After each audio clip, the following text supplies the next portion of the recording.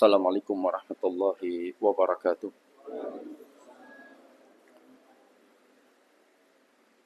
Alhamdulillah, thumma alhamdulillah. Alhamdulillahilladzi nahmaduhu wa nasta'inuhu wa nastaghfiruh. Wa na'udzu billahi min shururi anfusina wa min sayyiati a'malina. May yahdihillahu fala mudilla lahu wa may yudlil fala hadiya lahu. Asyhadu an la ilaha illallah wahdahu la syarika lah. Wa asyhadu anna Muhammadan abduhu wa rasuluh. Allahumma salli wa sallim wa barik ala sayyidina wa habibina wa uswatina wa qurrati a'yunina Muhammadin sallallahu alaihi wasallam wa ala alihi wa ashabihi wa man sara ala nahjihi wa man jahada haqqa jihadi wa man tabi'ahum bi ihsanin ila yaumiddin. Allahumma la sahla illa ma ja'altahu sahla wa anta taj'alul hazna idza syi'ta sahla. Ma'asyiral muslimin wal muslimat, hafizakumullah taala. Alhamdulillah, pada kesempatan malam hari ini Allah tabaraka wa taala memberikan kenikmatan kepada kita semuanya, yaitu kemampuan dan kemauan untuk bisa hadir dalam rangka menjalankan perintah Allah, yaitu menegakkan sholat maghrib secara berjamaah dan menunggu waktu isya dengan kita duduk di majelis ilmu. Mudah-mudahan Allah subhanahu wa ta'ala senantiasa merahmati dan meridhai kita semuanya. Jamaah yang dimuliakan Allah, kita lanjutkan materi kita terakhir, asuransi. Betul ya? Betul kan ya?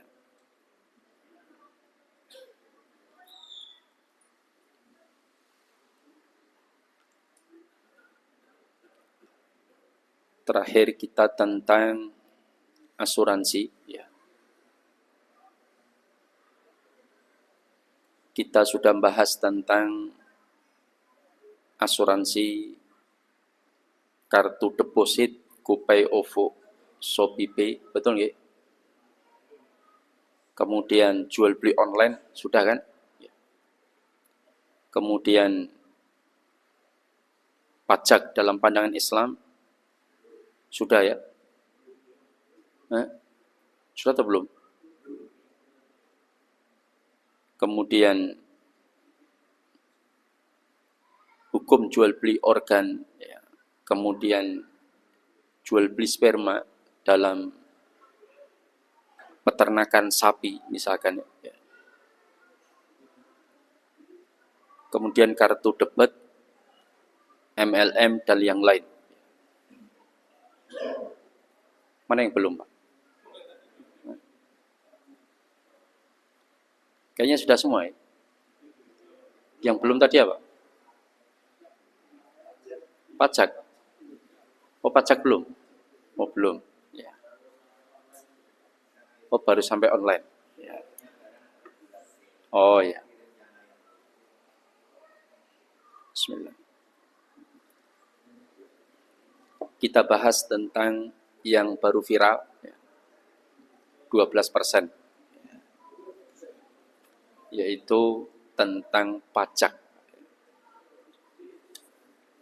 Apakah di dalam Islam itu dibolehkan adanya pajak, dan apakah pajak itu yaitu di luar kewajiban, di luar zakat, itu ada di masa Rasulullah Sallallahu Alaihi Wasallam?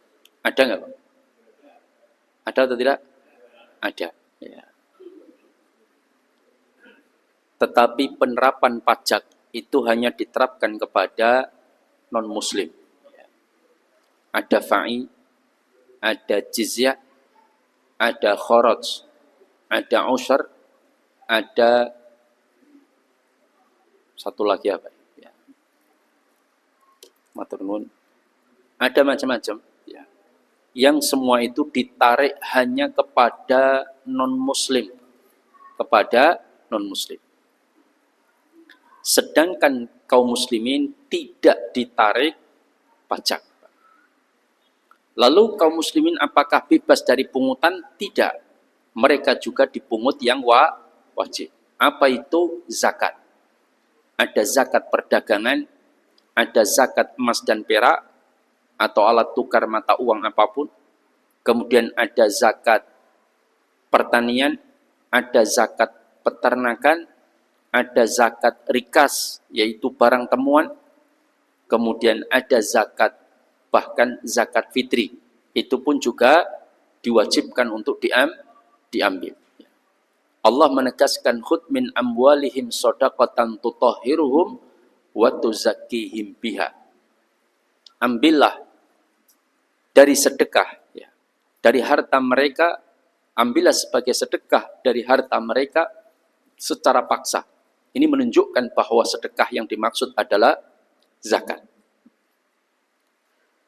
Kepada siapa? Kepada kaum muslim.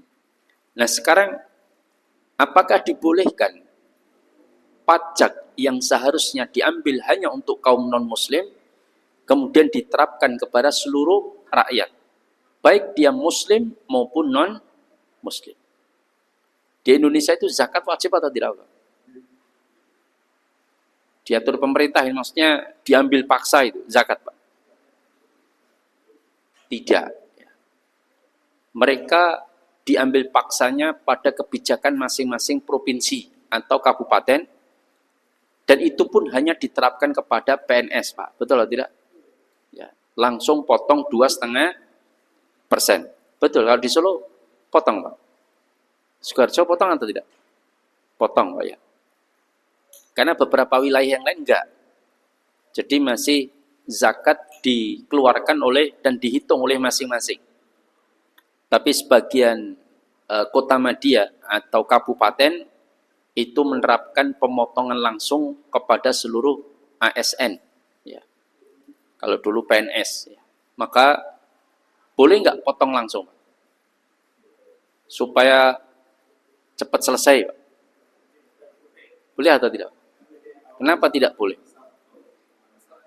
Iya, karena setiap PNS belum tentu wajib zakat. Betul, gaji 4 juta, gaji 7 juta misalkan.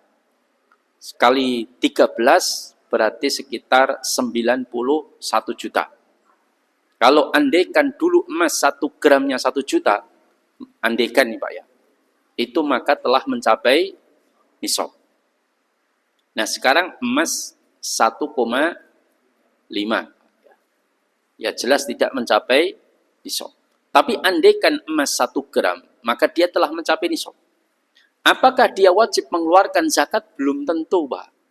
Sebab bisa jadi dia gaji 7 juta, anak ewolu bojone 3. Misalkan, Pak.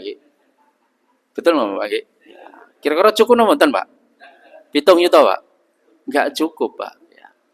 Anak ewolu sing kuliah 4, siji kedokteran sisan, Pak. Ya. Maka enggak cukup. Apakah pantas diambil zakat? Tidak, Pak. Maka artinya bisa jadi anaknya 8, dia masih menanggung ibunya yang kena cuci darah, setiap pekan harus keluar 600.000 kali 4 sudah 2,4 misalkan. Itu gaji 7 juta habis sebagian besar untuk mengobati ibunya. Belum anaknya yang masih kecil-kecil, sebagian sudah kuliah, ngekos lagi. Ya. Maka dia harus jualan gorengan di pinggir jalan untuk nambah pemasukan. Kok tahu-tahu gaji dipotong zakat. Ini tidak tepat. Maka kalau mau motong itu ya harus dihitung. Ya, apakah dia betul-betul wajib kena zakat atau tidak. Karena kalau tidak ya nanti tanggung jawab di akhirat. Ya. Memaksa orang yang tidak wajib untuk mengeluarkan. Nah, berkaitan dengan pajak. Ya. Pajak bagaimana, apakah dibolehkan diterapkan untuk kaum muslimin? Ya. Di luar non-muslim. memang para ulama ikhtilaf, ada perbedaan pendapat. Pendapat pertama mengatakan pajak itu mutlak tidak boleh diterapkan kepada kaum muslimin. Dan pendapat ini salah satu yang mendukung ini adalah Al-Imam An-Nawawi Asy-Syafi'i rahimahullah. Beliau pernah dipanggil oleh khalifah raja pada saat itu untuk membahas keputusan khalifah, minta masukan dari para ulama apakah sudah tepat mengambil pajak untuk biaya perang, Pak. Bukan untuk beli Rubicon, Pak. Atau bangun jalan tol atau yang lain, bukan, tetapi untuk biaya perang. Ini urgen, Pak. Maka saat itu para ulama dipanggil. Apakah saya boleh untuk menerapkan pajak terhadap kaum muslimin untuk biaya perang? Maka banyak ulama pada saat itu yang membolehkan. Alasannya dalam keadaan urgen. Tapi termasuk Imam Nawawi yang tidak setuju. Apa alasannya? Karena pajak tidak boleh diterapkan kepada kaum muslimin, kecuali mereka rela memberikan bantuan kepada pemerintah untuk biaya perang. Beliau mengatakan, aku akan setuju jika pemerintah mengambil apabila kekayaan-kekayaan para pejabat itu dikeluarkan untuk biaya perang masih kurang, baru boleh untuk mengambil pajak terhadap kaum muslimin. Nah, ini syarat yang ditetapkan oleh Al-Imam An-Nawawi rahimahullah sehingga membuat khalifah marah. Kemudian Imam Nawawi diusir dari kota Baghdad menuju kota Damaskus. Dan ketika para ulama di kota Baghdad merasa kehilangan Imam Nawawi, maka mereka mengajukan permohonan kepada khalifah agar Imam Nawawi dibolehkan untuk pulang ke Baghdad. Tapi sang khalifah setuju. Ya sudah, tidak masalah, jemput dia. Tapi Imam Nawawinya yang tidak mau. Beliau mengatakan, aku akan kembali ke kota Baghdad kalau khalifahnya sudah mati. Atau yang kedua, kata beliau, mencabut pajak terhadap kaum muslimin. Wallahu ta'ala alam. Ini pendapat Al-Imam An-Nawawi Asy-Syafi'i. Memang ada ulama yang membolehkan, ada, iya.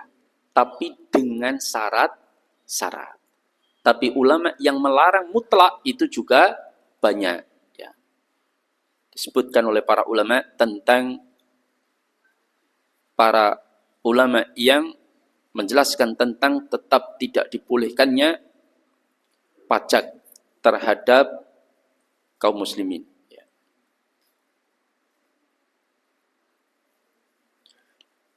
Nah, kemudian ulama yang membolehkan ini pun memberikan syarat-syarat agar pajak itu dibolehkan untuk diambil terhadap kaum muslimin. Ya.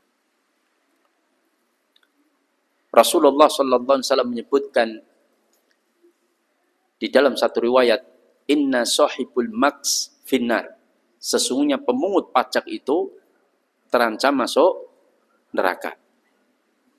Ini ada petugas pajak. Nah, ini pendapat para ulama yang tidak membolehkan. Tapi kita bahas dulu ulama yang membolehkan, tapi dengan syarat-syarat. Apa syarat-syaratnya? Yang pertama, ketika pajak itu diterapkan, maka petugas pajak dalam hal ini pemerintah itu sudah bermusyawarah dengan para ulama. Itu syaratnya. Supaya apakah penerapannya itu benar atau tidak. Itu syarat yang ditetapkan. Yang pertama. Yang kedua, pajak diambil hanya dalam keadaan, maksudnya terhadap kaum muslimin, hanya dalam keadaan darurat, Pak. Apa contohnya? Untuk biaya perang, Pak. Atau karena kondisi keuangan minus. Sedangkan kebutuhan pokok itu harus terpenuhi. Ya. Maka ini syarat kedua. Jadi dalam keadaan darurat. Artinya hanya memenuhi kebutuhan yang darurat dan sifatnya primer, Pak. Bukan sekunder, apalagi tersier, Pak. Sekunder itu contohnya bikin jalan tol, bikin gedung mewah, tuku Lexus, Pak. Ya, buat para pejabatnya, beli Alphard, beli Rubicon, Pak. Ya.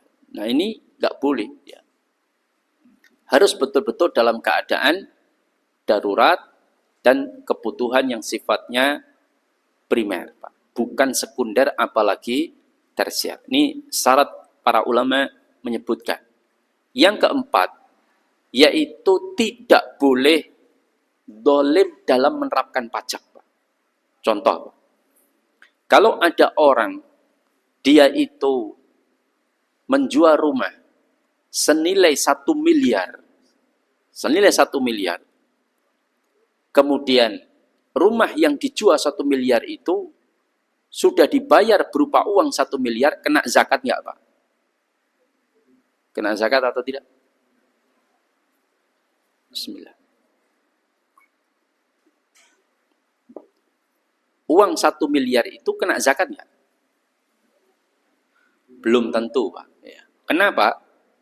Kalau ternyata dia itu punya utang 2 miliar, Pak. Paham ya? Dia hartanya habis, Pak. Mobilnya, pabriknya, rumahnya. Tinggal satu-satunya rumah tempat dia tinggali, harta habis, perhiasan emas, semua habis, Pak. Karena dia bangkrut, terjerat utang, dipailitkan, misalkan, Pak ya. Kemudian harus lunasi utang-utang yang ada. Dan dia masih sisa 2 miliar utangnya, dan harta satu-satunya tersisa hanya satu rumah. Dijual laku 1 miliar. Lalu, kenakah zakat? Ya tidak. Kalau uang 1 miliar itu kemudian digunakan untuk melunasi utang. Belum genap 1 haul, 1 tahun, sudah untuk melunasi utang. Maka dia tidak kena zakat, Pak. Nah, karena zakat itu mencapai nisab dan haul 1 tahun. Ini sepakati para ulama. Cuman ulama berselisih pendapat, apakah boleh zakat itu sudah mencapai nisab, belum haul, sudah dikeluarkan. Artinya, mendahulukan mengeluarkan zakat sebelum masa zakat atau haulnya. Menurut Imam Syafi'i, boleh, Pak. Tidak mengapa. Asalkan mencapai nisab. Tapi kalau menurut gurunya, yaitu Imam Malik, zakatnya tidak sah sebagai zakat, Pak. Hanya sebagai sedekah. Nanti setelah haul, dia harus hitung lagi zakatnya. Ini pendapat Imam Malik rahimahullah. Tapi kalau pendapat pokoknya setiap duit piro wae 2,5% duduk duitmu kudu dikeluarkan. Ini saya nggak tahu lama mana yang berpendapat seperti ini, Pak ya. Kan ada atau tidak? Ada, Pak. Ya. Nah kalau ini diterapkan, berarti uang miskin-miskin jaluk ngemis-ngemis di pinggir jalan wajib zakat, Pak. Karena berapapun nilai uangnya harus dikeluarkan 2,5%. Nah, ini terus buat apa Rasulullah menetapkan zakat mencapai nisab dan haul kalau kemudian setiap harta harus dikeluarkan zakatnya? Nah, ini enggak logis. Ya. Kemudian ada yang protes, Ustadz, kalau zakat modelnya terapan seperti ini, maka dana zakat sedikit, Pak Ustadz. Loh, zakat itu kan kewajiban, Pak, yang dipaksa oleh pemerintah kalau dia tidak mengeluarkan, kan gitu. Tapi apakah kita hanya maunya mengeluarkan cuma zakat? Kan enggak, Pak. Ya tidak. Kita juga mengeluarkan sedekah, termasuk ke masjid ini nyemplongi kota. Apa itu wajib? Kan enggak, Pak. Ada masjid dibangun butuh dana, masukkan 50 juta. Ada pesantren butuh operasional, masukkan 10 juta. Itu kan sedekah yang mustahabah, yang dianjurkan. Kan bisa kita lakukan wakaf, belum hibah, hadiah, macam-macam. Itu juga dianjurkan. Wa atul mala ala hubbihi dzawil qurba wal yatama wal masakin. Berikanlah, silahkan mau apapun. Kalau zakat memang wajib. Cuman karena dipaksa diambilnya, tentunya harus pakai aturan, Pak. Tidak semua kemudian diambil paksa. Maka ada aturannya, yaitu mencapai nisab dan Di luar itu dianjurkan. Jangan punya pendapatan 20 juta sebulan. Terus langsung diinfakkan 10 juta per bulan separuhnya. Boleh nggak, Pak? Boleh atau tidak? Ya, boleh-boleh saja. Yang nggak boleh itu adalah wasiat. Wasiat tidak boleh melebihi 1/3. Tapi kalau hibah boleh. Asalkan hibah itu tidak dengan niat menghilangkan hak orang lain, Pak. Paham ya? Contoh, ini pendapat yang saya ambil. Ada seorang bapak-bapak, suami istri, punya anak 3 perempuan, Pak. Paham ya? Atau nggak usah 3 lah, 1 misalnya. 1 anak, dan itu perempuan tunggal. Dia paham bahwa anaknya nanti hanya menghabiskan setengah sisa harta. Kalau dia meninggalkan istri, bapak ibunya sudah meninggal lebih dahulu, kakeknya juga sudah meninggal, nggak ada kakek dari ayah, nggak ada ayah ibu, tinggal istri dan 1 anak perempuan saja. Maka nanti hartanya akan diwaris oleh istri 1/8, sisa 7/8, dari 7/8 diambil setengah, Pak. Jadi setengah dari 7/8. Nah, katakanlah uangnya 8 miliar. Diambil istri 1 miliar, sisa 7 miliar, diambil untuk putrinya 3,5 miliar, yang 3,5 miliar lari ke saudaranya yang meninggal. Baik laki-laki maupun perempuan dengan 2/1. Nah, dia mikir, wah anakku itu siji, wah mbangi engkut jatuh ke masku, ya misalkan ya, masku rodok nganyel ke, misalnya ya. Maka tak hibahkan seluruhnya hartaku kepada putriku.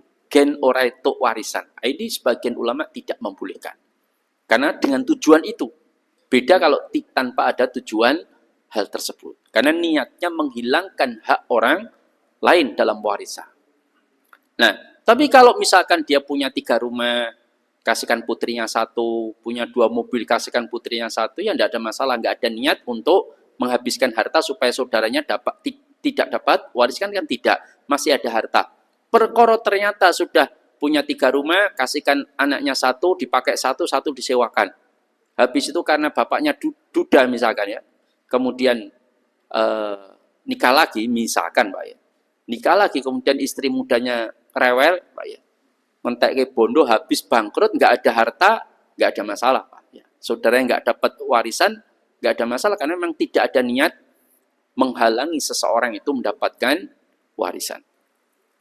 Nah, ini tentang syarat. Kalau seseorang itu dapat harta, kemudian ternyata punya utang, ya maka ya dia tidak wajib zakat. Yang utangnya menghabiskan hartanya sampai tidak mencapai nisab. Nah sekarang orang punya utang 2 miliar, jual rumah senilai 1 miliar. Terus ketika jual, pembelinya maunya terima bersih, Pak, 1 miliar. 1 miliar bersih, bayar, nggak mau nanggung apa-apa. Akhirnya si penjual tadi nanggung biaya pajak 5% penjual, 5% pembeli. Pun mudah no dereng, Pak. Belum ya? Kayak 5%, 5%. Transaksi 1 miliar, kelong berapa, Pak? 10%. Berapa 10%? 100 juta, Pak. Ya. Jadi kalau ada masyarakat, rakyat bertransaksi 1 miliar jual beli rumah, pemerintah itu 100 juta, Pak. Kira-kira dolim napa mboten, Pak? Dolim napa mboten, Pak? Ya. Padahal dia punya utang 2 miliar, Pak. Apa dia lapor Pratama misalkan, Pak, kula nyuwun laporan. Apa? Kebetulan saya jual rumah ini, saya punya utang 2 miliar. Punya utang Mas, sakit man. Ya, saya nggak habis, tinggal 1 rumah ini saya jual 1 miliar. Wes rasa bayar pajaknya, tak tambahi 500 juta nggak bayar utang. Ada begitu, Pak? Mboten enten, Pak ya. Wes Mas, utangmu urusanmu. Sing penting bayar Pak pajak, kan ngoten, Pak ya. Sepenting bayar pajak, wes tak iso balik nama, ram bayar ra iso balik nama, Pak. Nah, ini syarat yang tidak bisa terpenuhi dari ulama yang membolehkan. Di Indonesia terpenuhi nggak kira-kira ngeten Pak? Tidak, ya. Karena nggak ada pengecualian kalau dia punya utang, kewajiban bebas pajak itu kayaknya nggak ada. Pokoknya pukul rata, pokoknya anggar jual beli transaksi, pokoknya ada pajak. Bahkan mohon maaf, salah satu jamaah kami di Solo Baru, Pak, dia dulu termasuk penduduk asli situ, Pak. Dulu kan daerah Solo Baru itu kan daerah tebu-tebu ya, tidak sawah, tebu-tebu, bebatuan dan sebagainya, jalannya jelek dan sebagainya. Dia memang sudah tinggal di situ. Saya kenal, dia tinggal di situ lama. Karena rumah orang tua saya juga dekat situ. Nah, kemudian lambat laun kan jadi depak, Pak. Ya, jadi Solo Baru, jadi mahal, pusat bisnis dan sebagainya. Per meter itu kalau nggak salah 50 juta. Ya, daerah situ, Pak. Jadi kalau jenengan gak ada duit 100 juta, iso tuku lemah temberiku 2 meter, nggo kuburan, Pak. Ya. Itu kalau 100 juta. Nah, dia punya rumah cukup besar, Pak. Tapi rumahnya sederhana, rumah kuno, untuk anak-anaknya jualan di depan. Ya. Nah, ketika bapaknya itu mau bagi hibah ke anaknya, kita hibah langsung wae. Ini anakku papa, tak bagi papa, tak pecah dihibahke. Pak Ustadz, ini karena beliau bertanya kepada saya itu kemarin mau hibah ke anak, omah-omahku dewe, tak kek ke anakku dewe, lah kok aku kudu bayar karo tengah Pak Ustadz.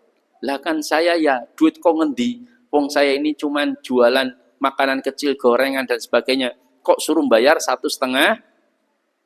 miliar, Pak. Ya. Bukan juta, Pak, miliar, Pak. Pak D saya, Pak D saya itu dapat warisan dari adiknya, karena Pak D dari suaminya Bude saya. Ya, Bude saya sudah meninggal, nah Pak D saya itu dapat rumah dari adiknya dia yang meninggal tanpa istri dan tanpa anak. Kan jatuh ke dia semua. Itu dekat Konimek, Pak. Ya. Dan itu ngurus balik nama dan turun waris, pajaknya 560 juta, Pak. Ya. Top nih, Pak. Ya. Padahal guru Pak D saya cuman guru SD, Pak. Ya. Maka suruh bayar segitu, Pak, banyak. Nah ini apakah dolem atau pembuatan, Pak, kira-kira, Pak? Ya. Ya. Saya punya jamaah di Jalan Veteran, Pak. Itu rumahnya dijual, Pak. Saya diminta tolong jualkan rumah saya. Rumahnya luas memang, 1000 meter lebih. Nah, tapi rumah kuno dulu itu. Tapi luas. Perkiraan saya 1000 sampai 1500. Tolong jualkan, pulau mumet, Mas. Ya. Nah, enten apa, Pak? Ya. Begini, Ustaz. Ini rumah aku krosone ngontrak. Lah kenapa? Setahun pajaknya itu pertama lambat laun naik terus sampai 25 juta. Ya. Akhirnya dia nggak kuat, wong dia cuman usaha kecil-kecilan, istrinya PNS dan sudah pensiun, Pak. Nempati rumah itu pun rumah bekas orang tuanya dulu, warisan, Pak. Terus setahun kon bayar selawe juta, Pak. Lah nggak kuat saya, Ustaz. Kemarin saya sempat marah-marah di kantor, Pratama akhirnya turun jadi terakhir 18 atau 20 juta. Ya. Ini tetap kuat, Pak. Lah saiki omah-omah dhewe kon bayar 20 juta setahun. Nah, ini kan berat, Pak. Makanya banyak pribumi-pribumi yang di pinggir jalan besar rumahnya itu nggak kuat bertahan kalau nggak kaya, Pak. Ya. Ada yang di jalan Rajiman itu bahkan ada yang 35 juta per tahun. Kalau yang Selamat Riyadi lebih mahal mana, Pak? Ya. Silahkan dicek sendiri, Pak. Ya, saya nggak ngarang-ngarang. Lah maka itu yang kemudian menjadi problem. Nah, ini syarat-syarat ulama ada yang membolehkan. Tapi dengan syarat-syarat tadi saya sebutkan. Ketika keuangan negara dalam keadaan aman, maka tidak boleh mengambil pajak. Itu syarat yang lain yang disebutkan oleh para ulama. Syarat-syarat tadi yang saya sebutkan, kira-kira diterapkan di Indonesia sudah bisa atau tidak? Ya, sulit, Pak, nggak cocok. Maka ini yang kemudian menjadi persoalan. Maka Rasulullah mengingatkan, inna sahibul maks finnar. Cuman kadang-kadang pripun, Pak. Pejabat ya ada di pejabat, yo biaya ini larang, Pak. Gini nonton, Pak. Lurah men sak miliar, Pak. Rata-rata loh, saya beritahu Pak. Katanya begitu, lurah itu rata-rata 1 miliar. Kemudian belum bupati Pak. Kalau camat kan penunjukan Pak. Belum bupati, belum gubernur Pak. Ya. Maka biaya mahal itu tentunya juga berimbas pada balik modal. Ada kekayaan alam seharusnya dikelola dengan maksimal, akhirnya disewa ke wani piro kan ngoten Pak ya. Aku penentu kebijakan. Ya, itu kan jadi masalah. Maka itulah yang kemudian tambang-tambang dikuasai secara pribadi. Itu yang punya tambang-tambang batu bara paling banyak pemerintah atau swasta Pak? Swasta. Anaknya pejabat ya. Nah, kemarin dihebohkan korupsi nikel Pak. Nggih Pak. 371 triliun. Nggak ada laporan, ternyata data didapatkan malah langsung dari Cina Pak. Ternyata beli transaksi dari Indonesia dan itu negara dirugikan 371 triliun. Di penjara 6,5 tahun. Kira-kira purun napa mboten Pak? Mas tak kein 300 triliun ning tak penjara 6,5 tahun. Bukan hasil korupsi loh Pak, dikei Pak. Purun nonton Pak? Purun Pak. Kenapa mau lho penjara enak Pak nggih? Walaupun nanti mlebet penjara Pak. Ya, betul. Tapi bukan saya di penjara bukan, tapi ngisi tausiah Pak. Ya. Saya itu dulu sering diminta tausiah di LP Selamat Riyadi itu.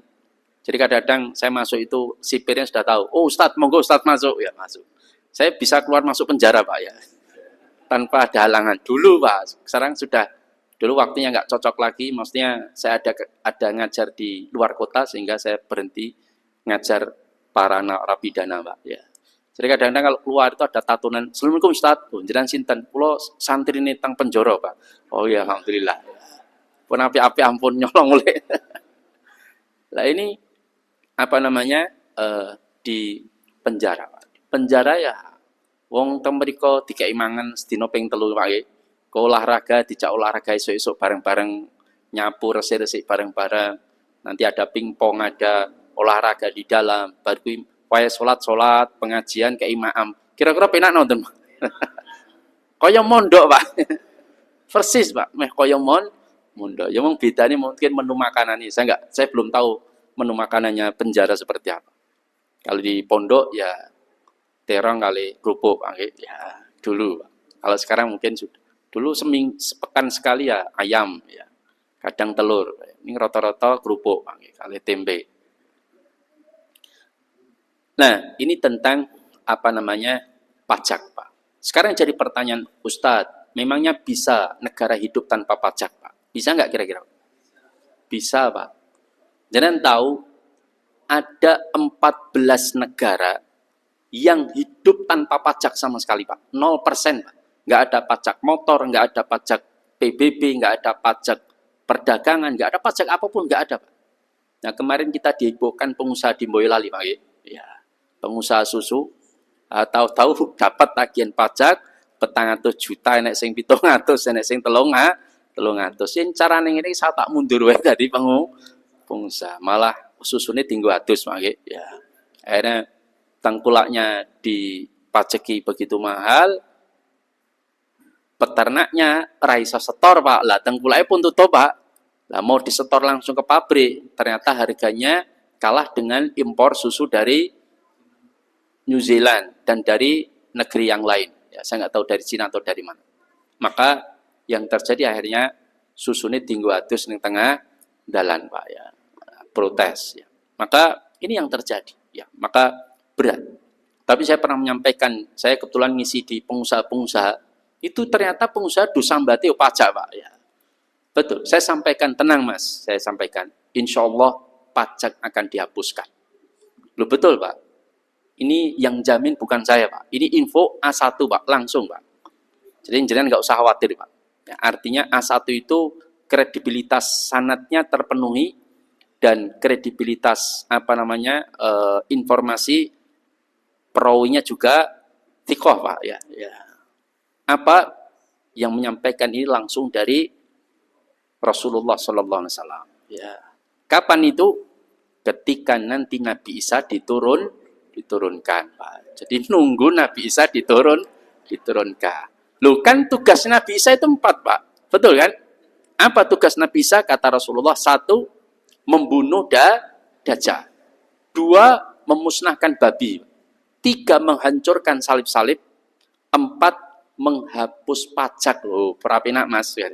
Poin jenengan mangdungoni ndang Nabi Isa turun. Nanti pajak dihapuskan. Ada 14 negara yang hidup tanpa pajak, Maldives, kemudian Brunei Darussalam. Kita kalah dari Brunei, Pak. Brunei itu negara kecil, kekayaan alamnya tidak sebesar Indonesia, Pak. Tapi bisa makmur, Pak. Lawang saya itu diberitahu guru saya, dulu di pondok dia sampaikan, karena guru saya pernah ngajar beberapa tahun di Brunei Darussalam, gajinya lumayan, Pak. Ya. Nah, ngajar di sana, kita itu kalau ke masjid, kata dia, ke Brunei, ini kata beliau, saya sendiri belum pernah ke Brunei, Pak. Itu ke masjid itu kadang banyak bapak-bapak ke masjid, naiknya mobil, Pak. Parkiran masjid itu ombo-ombo, Pak. Kenapa? Karena masjid do naik mobil. Kadang kuncinya dicementalke, bahkan urip ditinggal metu aman, Pak, jek enek, Pak. Teng Indonesia, Pak, pripun, Pak? Digembok barang, dijebol, digeraji, Pak. Ya. Itu yang terjadi. Maka ini negara yang tanpa pajak. Belum lagi Uni Emirat Arab. Bahkan Uni Emirat Arab itu sekali bayi ceprot lahir, Pak, sudah dijamin nanti rumahnya, biaya kesehatannya, biaya pendidikannya, nikah dibiaya. Penak nonton Pak ngeten, Pak. Ya. Ada seorang politikus di Indonesia, mungkin saya tidak sebutkan, beliau jenengan sudah tahu. Beliau menyampaikan data dari para ilmuwan yang meneliti tentang kekayaan Indonesia, Pak.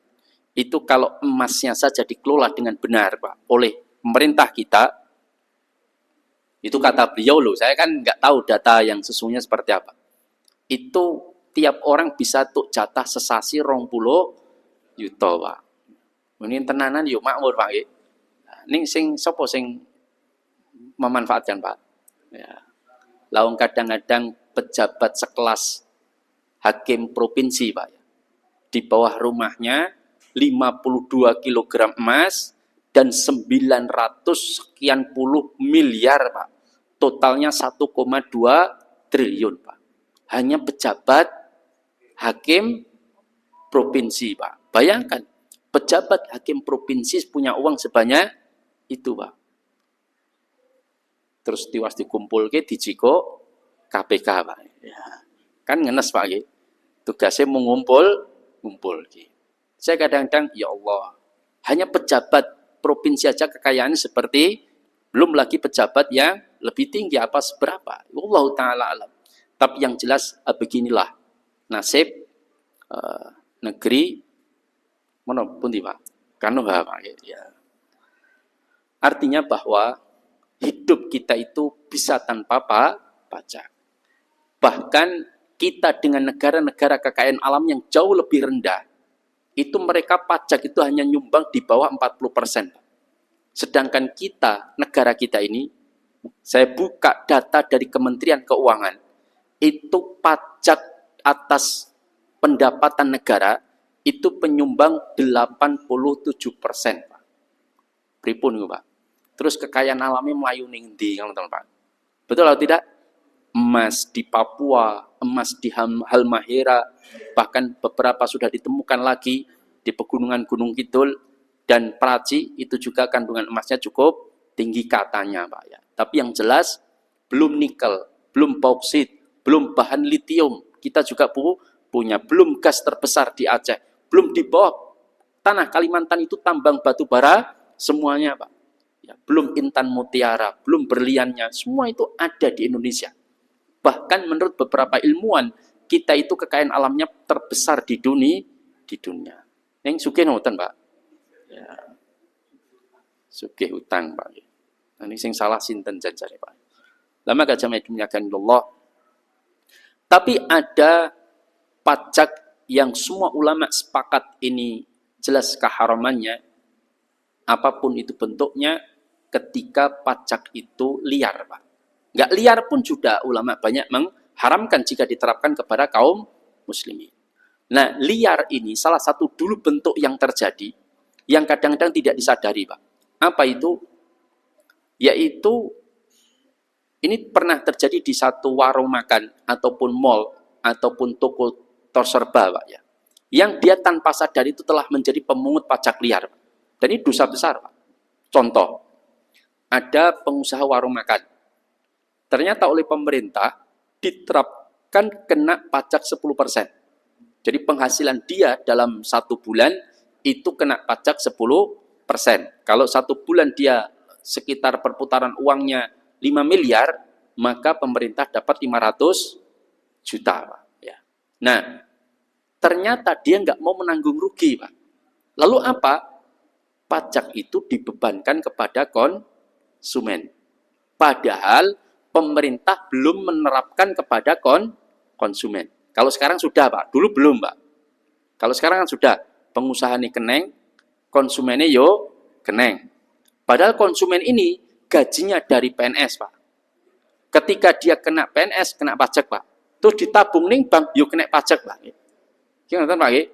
Tukok ke lemah, kena pajak. Lemah itu kena pajak, nggo mangan keneng, Pak.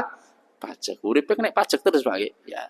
Nah, maka ini tentang apa namanya? Dia membeli di warung makan itu padahal pemerintah dulu, Pak, tapi sekarang sudah banyak kena. Padahal pemerintah tidak mengambil pajak. Tapi yang mengambil pajak siapa? Pemilik warungnya. Dia tidak mau terkena pajak, akhirnya pajaknya dia diambil dari para konsumen. Nah, pemilik warung ini dianggap telah memungut pajak liar dan dia dosa besar, Pak. Ya. Ini nggak boleh, Pak. Maka penerapan kalau harganya dinaikkan, Ustadz, misal ya, dia kena pajak jualan warung makan misalkan satu porsi satu paket 15.000. Karena kena pajak maka harganya dinaikkan jadi 17.000. Tapi tetap kena pajak. Tapi dia kan secara keuntungan nggak berkurang karena sudah dinaikkan 17 dari 15. Boleh nggak? Boleh, Pak. Tapi kalau dipisah harga 15.000 plus pajak 10% nggak boleh dia terapkan. Berarti dia telah mengambil pajak liar. Termasuk misalkan, mohon maaf, di jalan-jalan bukan lahannya dia, terus kemudian menariki uang-uang pajak liar. Ini juga tidak boleh. Kecuali misalkan dia menerima jasa penitipan, dia jaga, dia minta bayaran itu, maka nggak ada masalah. Atau pungutan-pungutan liar para preman-preman, Pak. Ini bangunan ini siapa keamanannya? Dah, saya keamanan nih masih sebulan 500.000. Nah, ini pungutan pajak, ini pungutan liar termasuk pajak liar dan itu hukumnya haram. Dosanya lebih berat, Pak. Ya, ini menurut pendapat para ulama. Wallahu taala a'lam shawab. Insyaallah ya mudah-mudahan kapan-kapan bisa kita buka tentang data sebenarnya kekayaan alam kita berapa, negara-negara itu yang tanpa pajak berapa, penduduknya berapa, perekonomian pertumbuhan bagaimana, kapan, sehingga kita bisa melihat data secara akurat. Iki janjane iso urip karo tanpa pajak apa? Mboten, Pak. Wong kita ini kadang-kadang dikepung mata air gitu, Pak. Mereka cokro, Pak, nggih. Umbulnya begitu banyak besar. Ke sana Tawangmangu, Pak. Tawangmangu aja sudah ada beberapa sumber mata air terjun kan banyak, Pak. Jimo, kemudian Tamangu dan sebagainya. Itu banyak, Pak. Ini kok yo galon 20.000, Pak. Ya. Sak galon, Pak. Nah, ini kan gimana terusan pengelolaannya? Maksudnya gimana peran dari pengatur negeri ini supaya gimana masyarakat itu bisa memanfaatkan sumber kekayaan alam betul-betul termanfaatkan dengan baik untuk rakyat. Dan mudah-mudahan ke depan negeri kita semakin lebih baik. Ada pertanyaan? Monggo silahkan. Bismillah.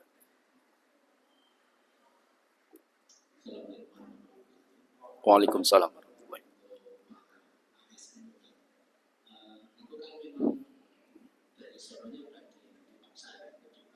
Iya.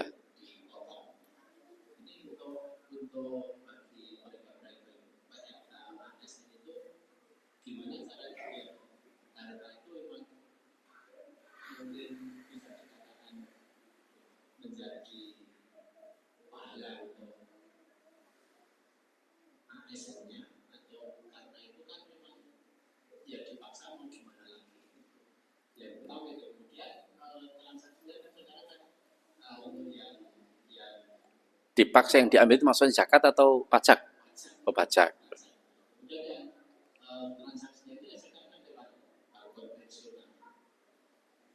Iya.